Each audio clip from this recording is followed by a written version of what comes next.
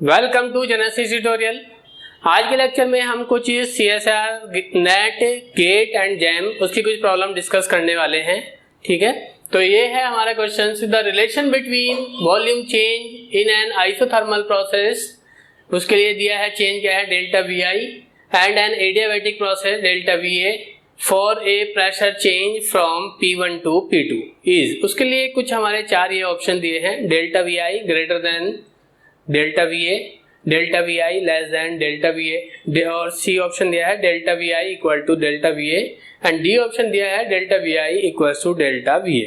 ठीक है, आगे बढ़ने से पहले अभी इसका सॉल्यूशन बताने से पहले मैं आप लोगों को रिमाइंड कराना चाहता हूं, अगर आपने अभी तक हमारा YouTube चैनल सब्सक्राइब नहीं किया है तो please subscribe it and press bell icon with all notifications. Okay, अब हम इसके सॉल्यूशंस पर आते हैं। ये क्वेश्चन एक्चुअल में पूछा गया है गेट में, और हमने थर्मोडायनेमिक 15 जिसमें हमने comparison between adiabatic and isothermal process वाला हमने पढ़ा था, लेक्चर दिया था।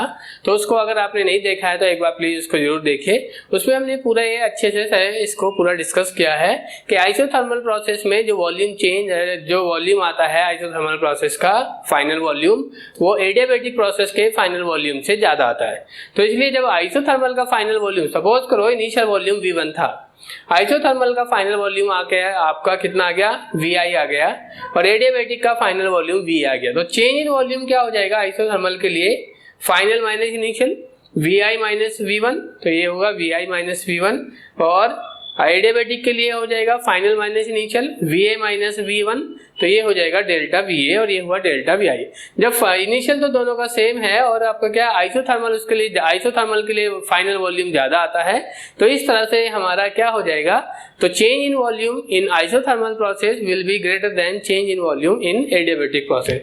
और ऐसा कौन सा ऑप्शन है हमारा, ये A ऑप्शन है। अब आते हैं नेक्स्ट क्वेश्चन पर। If A gas obeys the equation of state P into V minus NB equals to nRT। nRT इसका मतलब क्या है, गैस के हमने n मोल लिए हैं, द रेशो, उसके रेशो Cp माइनस CV, ये जो गिवन आपका इक्वेशन ऑफ स्टेट है उससे Cp माइनस CV निकालना है, upon Cp minus CV for an ideal gas, इन दोनों का रेशो बताना है हमको। Cp minus CV for an ideal gas n mole के लिए हमने 1 मोल के लिए पढ़ा था, Cp minus CV equals to R for 1 mole, Cp minus CV equals to NR for n mole. तो यहाँ पर Cp minus CV equals to NR ideal gas के लिए तो हमको पता है, तो हमें सिर्फ ऊपर वाला निकालना है, वो गिवन वाली इक्वेशन ऑफ स्टेट के लिए। ठीक है, और इसके कुछ ऑप्शन दिए हैं, A equals to greater than 1, B less than 1, C 1 and D 1 minus B। और हमने Cp माइनस CV का रिलेशन जो हमने पढ़ा था, तो पहला ही रिलेशन हमारा ये आया था, Cp minus CV equals to T into del P by del TV into del V by del TV। अगर आपको ये नहीं पता है ये कहाँ से आया है, तो हमारा Cp CV रिलेशन वाला लेक्चर जरूर देखिए, उसमें आपके Cp CV के हमने 9 रिलेशंस पढ़े हैं, जिसमें पहला रिलेशन हमारा यही है। इसी से हमने बाकी के रिलेशन भी इसी से डराइव किए हैं। ओके, तो P into V minus NB equals to NRT, तो P equals to NRT upon V minus NB। तो हम इस वाली फर्स्ट जो आपके ये वाले टर्म्स है, हम इसका वैल्यू निकालना चाहते हैं ताकि हम इसकी वैल्यू को यहाँ सब्स्टिट्यूट कर सकें। तो इस वाले टर्म्स में डेल बाई डेल टी वाला हमारा टर्म्स जो है वो ऑपरेटर होता है, P हमारा फंक्शन होता है। P का वैल्यू हमने अभी इस इक्वेशन ऑफ स्टेट के लिए निकाला NRT upon V minus B, उसकी वैल्यू को यहाँ सब्स्टिट्यूट किया। और डेल बाई डेल टी किसको ऑपरेट करेगा, T वाले टर्म्स को ऑपरेट करेगा, N R, और ये वॉल्यूम वाली टर्म्स हमको यहाँ से पता चला कांस्टेंट है, तो NR upon V minus NB को हमने बाहर निकाला, और डेल बाई डेल टी के अंदर में अब आपका सिर्फ T रह गया, और dt by dt equals to हमारा 1 होता है, तो इसकी जगह तो 1 आ जाएगा, 1 को तो लिखने की जरूरत नहीं है, और सिर्फ हमारा NR upon V minus NB आ जाएगा। इस वाले टर्म्स का तो हमने वैल्यू निकाला। अब सेकंड वाले टर्म्स पर आते हैं। सेकंड वाले टर्म्स के लिए हमको del V by del TB, तो इसमें del by del T operator हुआ और V हमारा फंक्शन। तो V को हम क्या लिख सकते हैं इस गिवन इक्वेशन ऑफ स्टेट के लिए, हमें दिया है P into V minus NB equals to NRT, इससे हमने यहाँ निकाला V माइनस NB, P को दूसरी साइड शिफ्ट किया, NRT अपॉन P हो गया, NB को भी दूसरी साइड शिफ्ट किया, इधर माइनस का उधर जाकर प्लस का हो गया, तो V इक्वल्स टू आया NRT upon P plus NB। तो हमने इसकी वैल्यू को वहाँ सब्स्टिट्यूट कर दिया जहाँ V है, तो यहाँ पर हमने वैल्यू को सब्स्टिट्यूट किया, del by del T NRT upon P plus NB। तो पहले डेल बाई डेल T ने NRT अपॉन P को ऑपरेट किया कांस्टेंट P पर, फिर डेल वाई डेल टी ने एन बी को ऑपरेट किया, लेकिन एन कांस्टेंट है, पी बी हमको पता है वैन डर वाल कांस्टेंट होता है जिसको हम एक्सक्लूडेड वॉल्यूम भी बोलते हैं। तो एन बी कांस्टेंट, बी भी कांस्टेंट, और डिफरेंशियल कर रहे हो आप किसी कांस्टेंट का, हमने पढ़ा है कांस्टेंट का डिफरेंशियल, तो differential of any constant is zero होता है, तो ये वाला टर्म तो हमारा जीरो हो जाएगा और सिर्फ ये वाला टर्म्स हमारा बचेगा। इसमें भी एन और आर ये दो कांस्टेंट है, पी हमको यहाँ से पता चला एक कांस्टेंट है, एन आर अपॉन पी को हमने बाहर किया, डेल बाई डेल टी के अंडर में टी बचा, तो ये आपका इक्वल टू 1 हो जाएगा और इससे हमारा एन आर अपॉन पी आ जाएगा। तो C P minus C V equals to, पहली टर्म्स क्या थी हमारी जो हमने रिलेशन पढ़ा था यहाँ जनरल रिलेशन, ये था टी इंटू फर्स्ट टर्म का वैल्यू निकाला N R upon V minus N B, second term का वैल्यू अभी निकाला एन आर अपॉन पी। ये N R T upon V minus N B को हमने देखो यहाँ से क्या पढ़ा हुआ है पी के बराबर, तो मैंने इसकी जगह तो पी रखा और ये एन आर अपॉन पी को मैंने इसके साथ एज इट इज रखा, पी से पी कैंसिल हो जाएगा, एन आर आ जाएगा। और आइडियल गैस के एन मोल के लिए हमने क्या पढ़ा है C P minus C V equals to N R for N moles of an ideal gas, और हमको इसका वैल्यू निकालना था C P minus C V upon C P minus C V of ideal gas.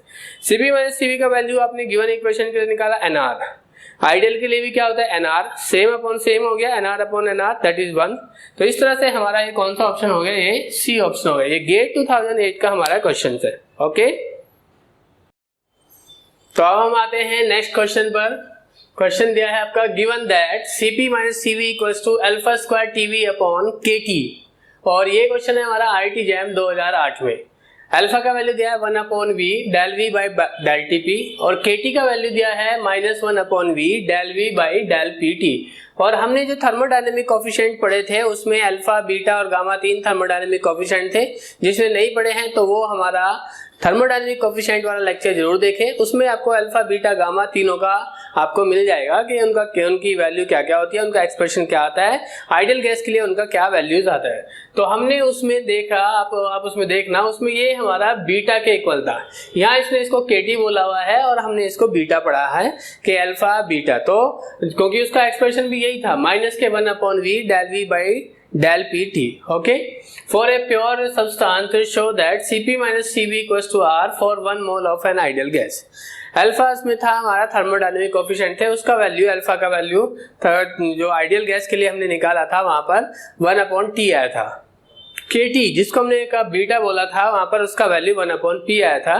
तो अगर हम इस वाले एक्सप्रेशन में इसका वैल्यू को सब्स्टिट्यूट करते हैं, अल्फा स्क्वायर की जगह हमने कर दिया 1 अपॉन टी होता है अल्फा, उसका स्क्वायर करेंगे तो टी स्क्वायर नीचे आ जाएगा, और फिर उसके बाद क्या टी इंटू वी किया, के टी या जिसको हमने बीटा बोला उसका वैल्यू आइडियल गैस के लिए कितना आता है 1 अपॉन पी, तो 1 अपॉन पी किया।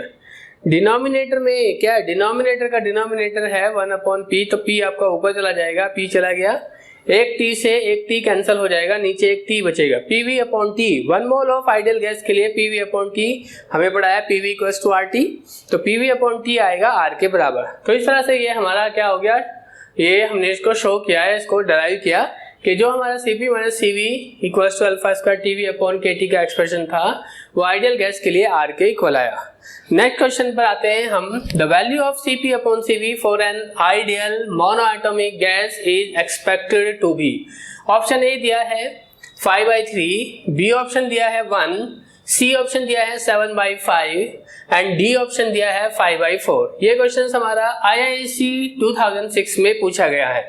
इन मोनोएटॉमिक गैस के लिए या हमने डिग्री ऑफ फ्रीडम का कॉन्सेप्ट पढ़ा था, उसमें हमने ये डिग्री ऑफ फ्रीडम पढ़ा था कि मोनोएटॉमिक में सिर्फ ट्रांसलेशनल डिग्री ऑफ फ्रीडम ही होती है, और हर each translational degree of freedom contribute 1/2 RT। Energy का कंट्रीब्यूशन एक डिग्री ऑफ फ्रीडम के लिए हमारा कितना आता है 1/2 RT होता है। तो हमारे पास है ट्रांसलेशनल डिग्री ऑफ फ्रीडम है, translational degree of freedom monoatomic किसी के लिए, मोनोएटॉमिक हो, डायएटॉमिक हो, ट्राइएटॉमिक हो, किसी भी मॉलिक्यूल के लिए translational degree of freedom always 3 होता है और उसका एनर्जी कंट्रीब्यूशन 1/2 RT होता है। तो 3 है तो ये बन जाएगा हमारा 3/2 RT। तो ये जो आपका टोटल एनर्जी कंट्रीब्यूशन आता है किसी मॉलिक्यूल का, वो उसकी इंटरनल एनर्जी U कहलाता है। तो हमने यहाँ पर U इक्वल्स टू 3/2 RT लिख दिया। और हमने ये भी पढ़ा है heat capacity at constant volume CV का value del U over del T होता है, तो du अपॉन dt। तो इसको हम ऐसे ही बोल सकते हैं d/dt ऑपरेटर है, U हमारा फंक्शन है, U की जगह हमने कर दिया 3/2 RT। 3/2 R कांस्टेंट है, तो d बाई डी टी के अंडर में सिर्फ t रह जाएगा और dt by D T equals to हमारा 1 होता है, तो यहाँ से हमें 3/2 R मिल जाएगा CV का वैल्यू। और हमने ये भी पढ़ा है CP minus CV equals to R होता है, तो CP equals to CV plus R आएगा, CV प्लस 3/2 R ये बन जाएगा हमारा 5/2 R। तो CP अपॉन CV का वैल्यू निकालना था 5/2 R अपॉन 3/2 R, ये बन जाएगा हमारा 5/3। तो ये हमारा ऑप्शन ए हो जाएगा। ओके, नेक्स्ट क्वेश्चन पर आते हैं। A fixed mass of an ideal gas undergoes A reversible adiabatic expansion. In this process the temperature of a gas, option A दिया है इंक्रीजेस, बी ऑप्शन दिया है डिक्रीज, सी दिया है रिमेन कांस्टेंट एंड डी दिया है कैन इंक्रीज और decrease depending upon the molecular weight. Okay, और हमने एडियाबेटिक प्रोसेस में पढ़ा था, प्रोसेस वाला हमने ये कितनी टाइप की प्रोसेस होती हैं ये हमने सब वहाँ पे डिस्कस किया है। थर्मोडायनेमिक्स जो आपकी सब basic terms used in thermodynamics में, जो हमारा सबसे क्या है सेकंड लेक्चर है थर्मोडायनेमिक्स 2 में, वहाँ पर अगर आपने नहीं पढ़ा तो एक बार वहाँ जाकर जरूर देखें। तो हमने पढ़ा है एडियाबेटिक प्रोसेस वे होती है जिनमें कोई भी सिस्टम और सराउंडिंग के बीच में कोई हीट का एक्सचेंज नहीं होता है, तो नो हीट एक्सचेंज या नो एक्सचेंज ऑफ हीट, तो DQ या जिसको हम क्यूब से भी रिप्रेजेंट करते हैं ये इक्वल टू 0 आता है। अब क्या हीट का कोई भी एक्सचेंज नहीं हो रहा है सिस्टम सराउंडिंग के बीच में, ऊपर से एक्सपेंशन हो रहा है, रेडियोवेटिकली हो रहा है और एक्सपेंशन हो रहा है। एक्सपेंशन में सिस्टम को काम करना पड़ता है, काम करने में एनर्जी खर्च होती है। जैसे आप ही हैं, अगर आप काम करते रहेंगे तो आपकी एनर्जी डाउन हो जाएगी और आपकी बॉडी का टेम्परेचर क्या हो जाएगा, डिक्रीज हो जाएगा।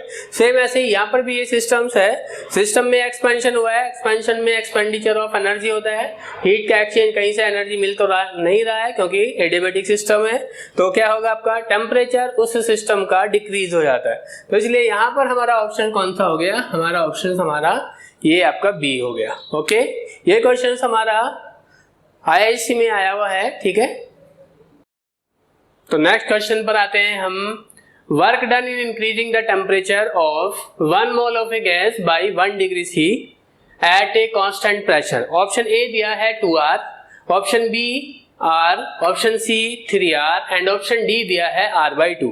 ये क्वेश्चन है IISc Indian Institute of Science Bangalore IISc 2006 में पूछा गया है। ओके, हम जानते हैं delta H equal to delta U plus P into delta V, thermochemistry में भी ये रिलेशन पढ़ते हैं डेल्टा H डेल्टा U का, ठीक है, वहां से कर सकते हो आप। अदरवाइज DQ इक्वल्स टू आपका DQ equals to delta U plus minus W, ये भी होता है आपका फर्स्ट लॉ ऑफ थर्मोडायनेमिक्स से, उससे भी आपका यही आता है। DQ को हम कांस्टेंट प्रेशर पर जो हीट होती है, यहाँ पर भी बोला है एट कांस्टेंट प्रेशर, वो डेल्टा H के बराबर होता है डेल्टा U, और फिर माइनस W था, तो माइनस W हमारा क्या होता है आपका माइनस W इक्वल्स टू आपका माइनस का PdV होता है, तो माइनस W का वैल्यू प्लस का PdV हो जाएगा। यहाँ पर अगर हम W का वैल्यू को सब्स्टिट्यूट कर दें, ठीक है, तो यहाँ से ये देखो हमारा फर्स्ट लॉ ऑफ थर्मोडायनेमिक्स वाला केस ही आ गया। यहाँ पर फर्स्ट लॉ में डेल्टा Q था जो कि कांस्टेंट प्रेशर पर जो हीट होती है वो डेल्टा H के बराबर होती है, तो हम उसको इस तरह से भी लिख सकते हैं।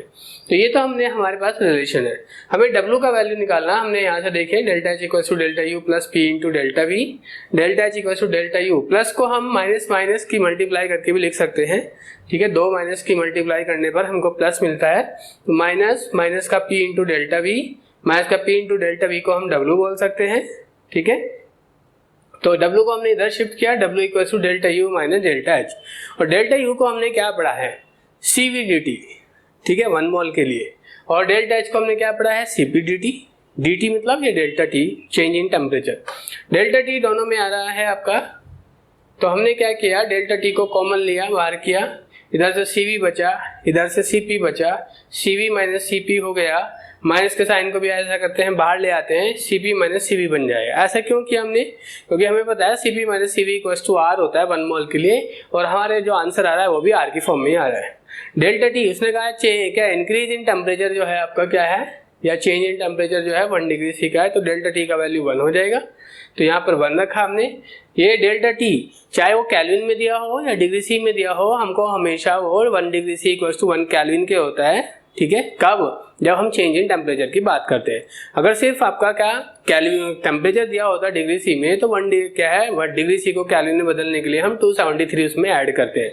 लेकिन अगर चेंज इन टेम्परेचर दिया है, तब हमने पीछे भी डिस्कस किया था कि चेंज इन टेम्परेचर में वही 273 फैक्टर फाइनल वाले में भी आएगा, वही इनिशियल वाले में भी आएगा, तो इसलिए मैग्नीट्यूड हमारा सेम रहता है। तो इसलिए यहाँ पर ये जो दिया था हमारा डेल्टा टी 1 डिग्री सी जो कि आपका कैल्विन में आता है, और ऊपर हमें change in temperature 1 degree C दिया है, यहाँ कैल्विन में यूज करना है आपको, तो उसकी जगह आप सीधा 1 डिग्री सी वाला वैल्यू ही रख सकते हैं। ठीक है, तो डेल्टा टी इक्वल टू 1 हुआ, यहाँ से Cp minus Cv equal to R हुआ, माइनस के साइन को भी इधर शिफ्ट कर देते हैं, माइनस का W इक्वल टू R हो गया, ये हमारा वर्क डन आ गया। ठीक है ना, तो इसलिए क्या है माइनस क्यों साइन लगाया, क्योंकि क्या है वर्क डन है आपका, तो वर्क डन क्या है increasing the temperature of 1 mole by at constant pressure.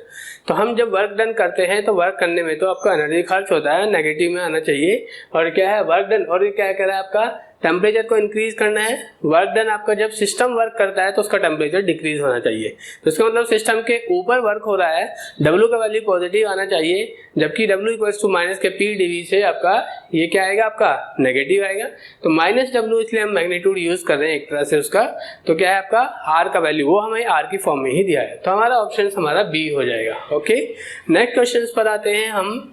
For a cyclic process performed by an ideal gas change in some thermodynamic functions are 0। ठीक है, indicate the set at which all the functions are 0। ये question हमारा IIT JAM 2007 में पूछा गया है।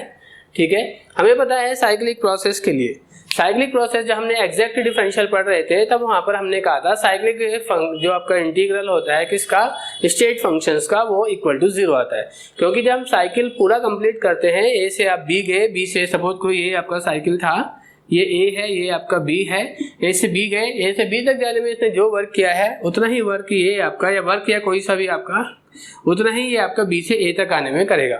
तो function का जो चेंज आएगा A से B तक और B से A तक, वो मैग्नीट्यूड में सेम आएगा, पर एक का वैल्यू प्लस में आएगा, दूसरे का वैल्यू उतना ही वैल्यू माइनस में आएगा। ठीक है, तो मैग्नीट्यूड सेम है, पर प्लस माइनस होने की वजह से वो वाला ओवरऑल जो आपका उनका साइक्लिक इंटीग्रल का जो वैल्यूज आएगा वो आपका 0 आएगा। सपोज करो आपके पास कोई फंक्शन था कोई सा भी आपका, और आपने ये dq लिखा और A से B आपने लगाया, तो हम इसको जब हमने एग्जैक्ट डिफरेंशियल पढ़ा था वहां पर भी हमने इसको डिस्कस किया था। इसका मीनिंग ये भी है A से B तक जाने में फंक्शन का चेंज, फिर B to A तक आने में फंक्शन का चेंज। ठीक है, तो ये वाला वैल्यू हमने वहाँ पे 0 बताया था, किसके लिए, स्टेट फंक्शंस के लिए। तो जो भी हमारा स्टेट फंक्शन है उसके लिए आपका इसका वैल्यू इक्वल टू 0 होता है। और हमने पढ़ा था W और Q ये दो चीज़ तो हैं जो हमारे पाथ फंक्शन होते हैं, रिमेनिंग थर्मोडायनेमिक फंक्शंस हमारे स्टेट फंक्शंस होते हैं। तो यहाँ से आप देखिए कि किस में आपका स्टेट फंक्शंस आ रहा है, W पाथ फंक्शंस है, इंटरनल एनर्जी स्टेट फंक्शन है, एंथैल्पी स्टेट फंक्शन है, गिब्स फ्री एनर्जी स्टेट। तो इसलिए 3 तो इसमें ये 0 हो जाएगा, पर ये W 0 नहीं होगा क्योंकि ये पाथ फंक्शन है, तो इसलिए हमारा A ऑप्शन तो नहीं हुआ। ठीक है, B ऑप्शन पर आते हैं। Q हमारा पाथ फंक्शन है, remaining entropy, enthalpy, Helmholtz free energy ये हमारे स्टेट फंक्शंस होते हैं जो कि हमारे 0 हो जाएंगे, पर Q 0 नहीं होगा, इसलिए हमारा ये B ऑप्शन भी नहीं होगा। C में आते हैं, C में हीट आ गया, बाकी सारे स्टेट फंक्शन है तो इसलिए ये भी नहीं होगा। D में आते हैं, D में इंटरनल एनर्जी है, एंट्रोपी है, एंथैल्पी है और हेल्महोल्ट्ज फ्री एनर्जी है। ये इस चारों के चारों ही हमारे स्टेट फंक्शंस होते हैं, तो इसलिए हमारा ये वाला ऑप्शन हो जाएगा। ठीक है, तो ये हमारा करेक्ट आंसर है। नेक्स्ट पर आते हैं हम, the correct order of entropy for various states of CO2 is, option A दिया है CO2 solid greater than CO2 liquid greater than CO2 gas, option B दिया है CO2 liquid CO2 solid CO2 gas, सी दिया है CO2 gas CO2 liquid CO2 solid, and D दिया है CO2 gas CO2 solid CO2 liquid. ये हमारा IIT JAM 2016 का question है। ठीक है, हमने पढ़ा है जब हम एंट्रोपी वाले केस को पढ़ते हैं तो तब उसमें हम देखते हैं कि सॉलिड की एंट्रोपी सबसे कम होती है, और गैस की एंट्रोपी सबसे ज़्यादा होती है और लिक्विड की गैस और सॉलिड दोनों के बीच में लाई करती है। ठीक है, सबसे ज़्यादा, क्योंकि गैस के मॉलिक्यूल में कोई इंटरमॉलिक्यूलर इंटरेक्शंस नहीं होता है तो वो रैंडम, ये एंट्रोपी को एक चल में दूसरा नाम रैंडमनेस भी है। तो मॉलिक्यूल की जितनी रैंडमनेस ज़्यादा होगी, मोशन जितना ज़्यादा होगा, उतना ही रैंडमनेस ज़्यादा आएगा, एंट्रोपी ज़्यादा आएगा। तो इसलिए गैस के मॉलिक्यूल में तो कोई intermolecular force of attraction work नहीं करता है, इसलिए गैस की एंट्रोपी सबसे ज़्यादा होती है। लिक्विड में ये आपका weak intermolecular force of attraction work करता है, इसलिए लिक्विड की एंट्रोपी गैस के कंपैरिजन में काफ़ी कम होती है। और सॉलिड में ये सबसे ज़्यादा इंटरमॉलिक्यूलर क्या अट्रैक्शन होता है मॉलिक्यूल्स के बीच में, इसकी वजह से उनमें वो अपने एक डेफिनेट ऑर्डर में आ जाते हैं, अरेंज हो जाते हैं। रैंडमनेस से कम सबसे कम आती है रैंडमनेस। और 0 केल्विन पर अगर सॉलिड आपने लिया है तो हम बोलते हैं कि 0 केल्विन पर ये परफेक्टली ऑर्डर्ड मैनर में आ जाते हैं, रैंडमनेस 0 हो जाती है। ऑलमोस्ट 0 कहते हैं वैसे तो इसको, पर इतनी छोटी होती है कि हम इसको 0 भी बोल सकते हैं। ठीक है, तो इसलिए सॉलिड की एंट्रोपी सबसे ज़्यादा, एंट्रोपी को हम S से रिप्रेजेंट करते हैं for different states, S gas, S liquid, S solid. यहाँ पर हमारा सब्सटेंस है क्या है आपका CO2 है, तो CO2 लिक्विड गैस की एंट्रोपी सबसे ज़्यादा, उससे कम CO2 लिक्विड की और सबसे कम हमारा CO2 सॉलिड की। तो इसलिए हमारा कौन सा ऑप्शन हो जाएगा, गैस, लिक्विड, सॉलिड, तो हमारा ये C ऑप्शन हो जाएगा। ओके, तो हम नेक्स्ट क्वेश्चन पर आते हैं। 0.1 decimetre cube of an ideal gas at 300 kelvin and 1 bar compressed adiabatically and reversibly to 8 bar. It is then cooled at constant volume and further expanded isothermally as to reach the condition from which it is started. Calculate the pressure at the end of a constant volume cooling. Constant volume cooling का and हमारा है C। पहले कोई state A था, A से इसको हमने adiabatic reversibly compress किया, कहाँ तक, स्टेट B तक। फिर उसके बाद कांस्टेंट वॉल्यूम कूलिंग किया, सपोज करो स्टेट C तक, और यहाँ से फिर से इसको क्या किया हमने, from which it is started, हमने फिर से इसको एक्सपेंड किया और वापस कहाँ से, जहाँ से ही चला था वहीं लेके गए। ठीक है, तो यहाँ से A से B एडियाबैटिक और रिवर्सिबल प्रोसेस है, उसके लिए हम क्या लगा सकते हैं, पॉइसन इक्वेशन लगा सकते हैं। दो states for state A and B, जो कि आपकी क्या है, एडियाबैटिक रिवर्सिबल है। पॉइसन इक्वेशन होती है P1 V1 बराबर P2 V2, P1 V1 की power gamma equals to P2 V2 की पावर गामा। गामा का वैल्यू हमको ये डेटा दिया हुआ था, Cp का वैल्यू दिया था, Cv का वैल्यू दिया था। गामा निकाल सकते हैं हम Cp अपॉन Cv से, जो कि आ गया हमारा 1.4। उसके बाद हमने इसका ये वैल्यू को सब्स्टिट्यूट किया। स्टेट A का प्रेशर को हमने P1 माना, स्टेट B के प्रेशर को हमने P2 माना, स्टेट A के प्रेशर को V1 माना, स्टेट B के प्रेशर को V2 माना। ओके, अब हमने यहाँ पे इनका वैल्यू को सब्स्टिट्यूट किया। P1 1 बार था, ये वाला हमने इसको 1 बार लिखा। और V1 का 0.1 डेसीमीटर क्यूब दिया था, हमने वो रखा, और उसकी पावर थी गामा, गामा का वैल्यू 1.4, हमने वो रखा, इक्वल्स टू P2 क्या है 8 और V2 की पावर 1.4।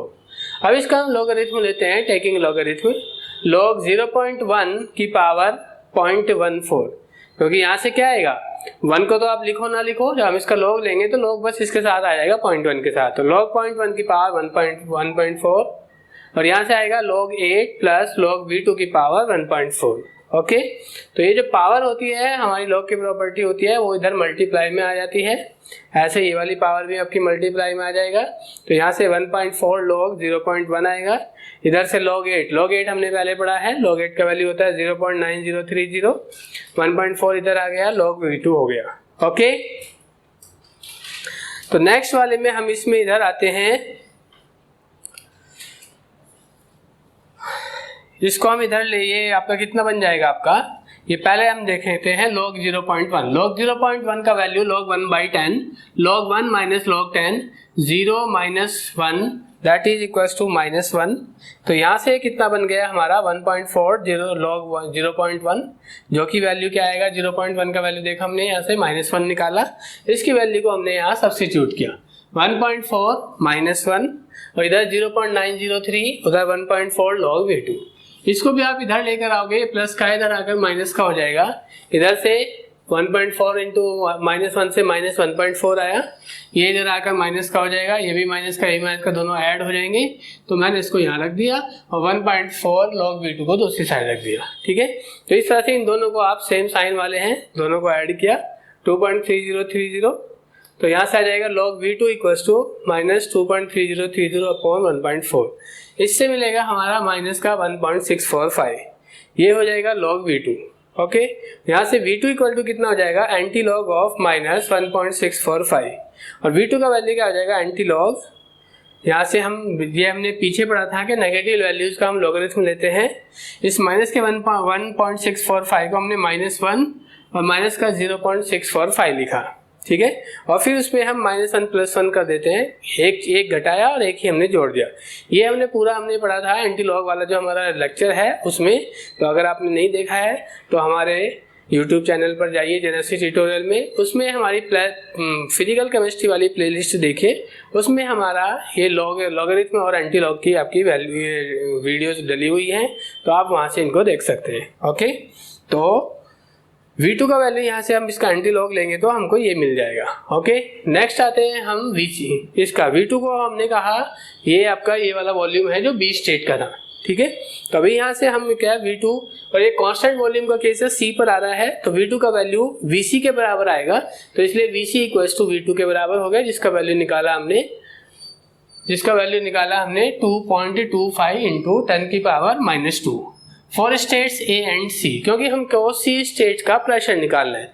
A और C दोनों ही आइसोथर्मल प्रोसेस है। आइसोथर्मल प्रोसेस के लिए हमने क्या पढ़ा है, आइसोथर्मल प्रोसेस के लिए होता है P1V1 बराबर P2V2, तो A और C के लिए हमने PAVA बराबर PCVC कर दिया। ओके, PA का वैल्यू 1, VA का वैल्यू 0.1, PC का वैल्यू निकालना है, और ये जो VC है उसका वैल्यू हमने अभी पीछे निकाला है वो, इसको आगे सॉल्व करते हैं तो PC का वैल्यू 4.44 आ जाएगा, और इसका यूनिट हमारा क्या चल रहा है, हमने सभी जगह प्रेशर का यूनिट क्या यूज किया है, बार, तो ये आपका PC इक्वल्स टू 4.44 बार आ जाएगा। ओके,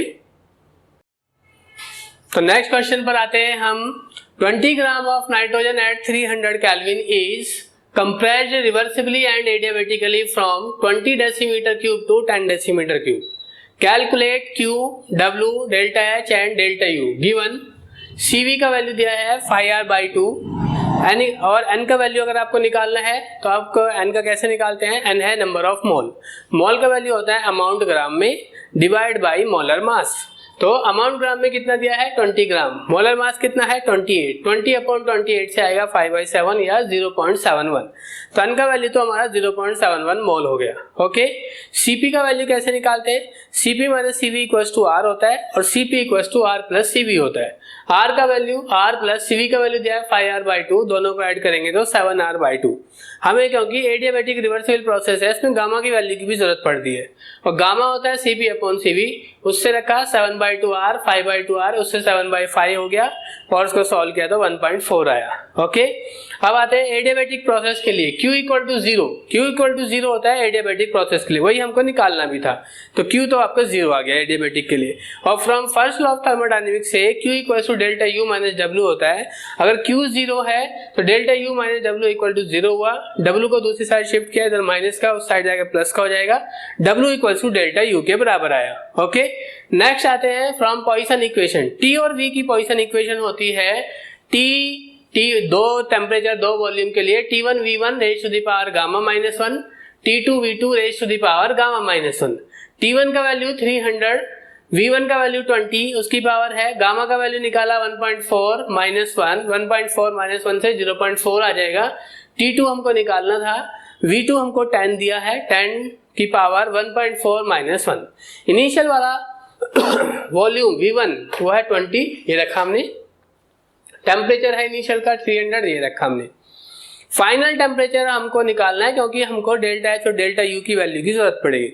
डेल्टा एच होता है NCV डेल्टा T और डेल्टा यू होता है डेल्टा एच होता है NCP delta T and delta U होता है NCV डेल्टा T। तो डेल्टा T निकालने के लिए फाइनल टेम्परेचर हमें पता होना चाहिए, तभी हम फाइनल में से इनिशियल वाला टेम्परेचर घटा देंगे जिससे हमको डेल्टा T मिल जाएगा। ओके, तो इसलिए टेम्परेचर निकालने के लिए हमने पॉइसन इक्वेशन यूज किया था और इससे हम फाइनल टेम्परेचर निकाल लेंगे। पॉइसन इक्वेशन किसके लिए यूज की जाती है, एडियाबैटिक रिवर्सिबल प्रोसेस के लिए।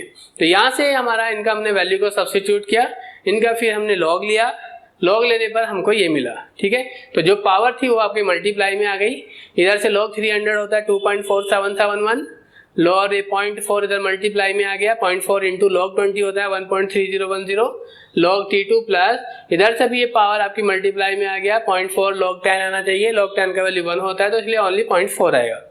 बाकी वैल्यूज को आपने वहीं रखा, तो log T2 को एक साइड रखें, बाकी सबको दूसरी साइड शिफ्ट करेंगे तो log T2 इक्वल टू 2.5975 आएगा और T2 इक्वल टू कितना आ जाएगा, anti log of this one, और पॉइंट इज 5975 किसके ज्यादा करीब है, 0.6020 के। हमें पता है 0.6020 का एंटी लॉग आपका 4 आता है, तो ये 6020 से थोड़ा कम है 0.5975, तो इसका एंटी लॉग 3.95 आता है।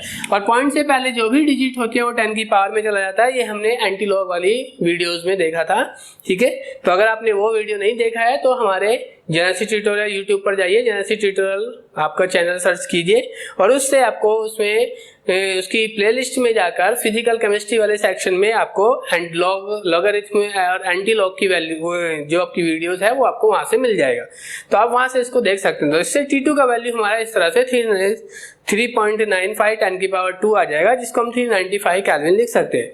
हमें डेल्टा T की जरूरत है आगे वैल्यूज निकालने के लिए, तो डेल्टा T होता है फाइनल माइनस इनिशियल। फाइनल आपने निकाला है 395 केल्विन, इनिशियल कितना था हमारा 300 केल्विन, जिससे डेल्टा T का वैल्यू आया 95 केल्विन। और डेल्टा U हमारा हो जाएगा NCV डेल्टा T, ये हमारा फॉर्मूला होता है। यूनिट क्या आएगा, N का यूनिट मोल होता है, CV का वैल्यू होता है, CV का यूनिट जो होता है joule, kelvin inverse, mole inverse होता है, और डेल्टा T टेम्परेचर है, उसका यूनिट केल्विन होता है। केल्विन से केल्विन इनवर्स कैंसिल हो जाएगा, मोल से मोल इनवर्स कैंसिल हो जाएगा, जिससे हमको ओनली जूल की फॉर्म में यूनिट आएगा। और बाकी की वैल्यू सब्स्टिट्यूट करने के बाद हमको डेल्टा U मिलेगा 1401.9 जूल, जिसको हम किलो जूल की फॉर्म में भी लिख सकते हैं, 1.4019 किलो जूल। ओके, नेक्स्ट आते हैं, और हमने अभी पीछे भी पढ़ा था कि W equal to delta U के बराबर आया था पीछे, तो इससे हमने ये क्या किया, W equal to 1.4019 kilo joule. Okay, next आते हैं डेल्टा H। डेल्टा H होता है NCP डेल्टा T। CP का वैल्यू अभी निकाला था पीछे 7/2R, R का वैल्यू होता है 8.314, डेल्टा T का वैल्यू निकाला हमने 95, वैल्यू को सब्स्टिट्यूट किया, डेल्टा H का वैल्यू मिला 1962.7 जूल, जिसको हम किलो जूल की फॉर्म में लिख सकते हैं 1.9627 किलो जूल। ओके।